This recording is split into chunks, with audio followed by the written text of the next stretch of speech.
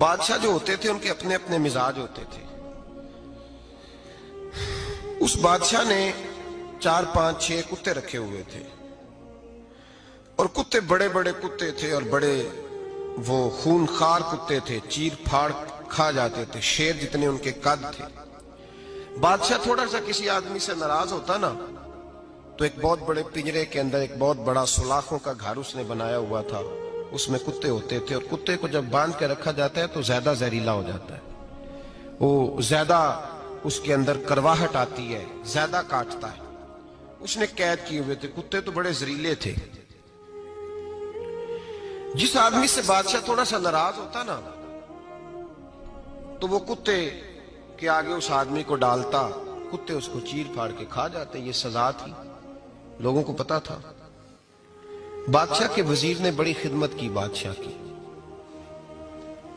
35 سال تک نوکری کی, لیکن ہر سورج نے غروب تو نہیں ہوتا ہے نا, ہر چاند نے ڈھلنا بھی ہوتا ہے.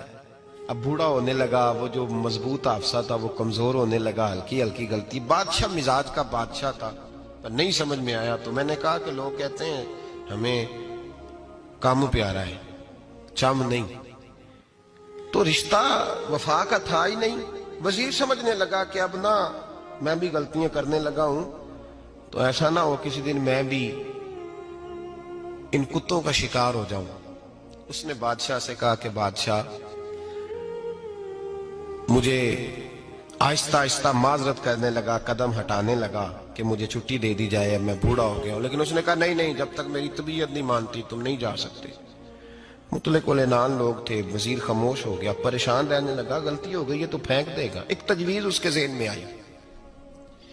وہ جو پنجرے, کتوں کے پنجرے پر محافظ بیٹھا تھا نا, جو ان کو کھانا ڈالتا تھا, روٹی ڈالتا تھا, گوشت دیتا تھا, اس کو ایک دن کہنے لگا یار تیری ڈیوٹی ہے سارا دن کتوں کو کھانا دینے کی, گوشت دینے کی, تو 2 4 دن ڈیوٹی مجھے نہیں دیتا؟ کہ تو لے لے, میں تو پہلے پریشان ہوں, سارا دن ان کی دیکھ بھال کرتا ہوں. اس نے کچھ تھوڑا سا گوشت لیا, پنجرے کے باہر کھڑے ہو کے کتوں کو ڈالا. اگلے دن تھوڑی روٹیاں لے آیا, کتوں کو ڈالی. 2 4 دن, ہفتہ, مہینہ, سال بھر, جتنا اس کو موقع ملا وہ دن بھر خدمت کرتا. بس وقت ایک دن آ گیا, بادشاہ کو کوئی بات اچھی نہ لگی.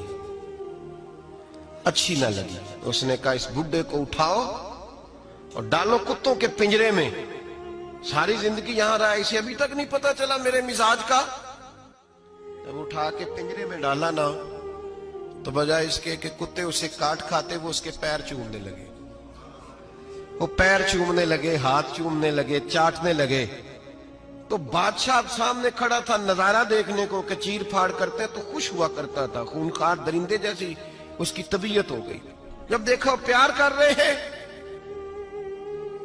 تو بادشاہ وزیر سے کہنے لگا یہ کیا ہے؟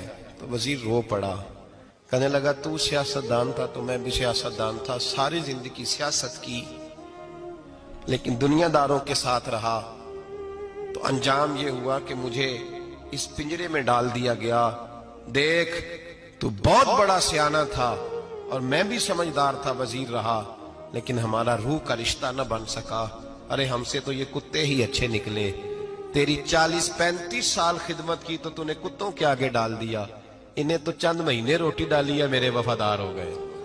چند مہینے روٹی, جنہ تنا وچ عشق نہ رچیا کتے او نہ تھی چنگے. جنہ تنا وچ عشق نہ رچیا کتے او نہ تھی چنگے.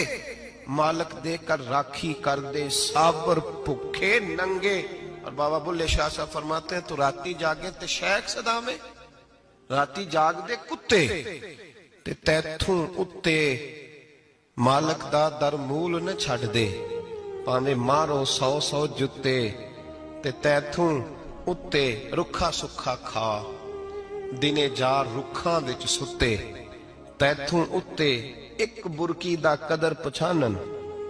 پاویں مالک ہون ستے, ایک برکی دا اوپر کھڑے ہو کے کام نہیں کرانا پڑتا کہ میں کھڑا رہوں گا تو کام صحیح ہوگا, جاؤں گا تو نہ.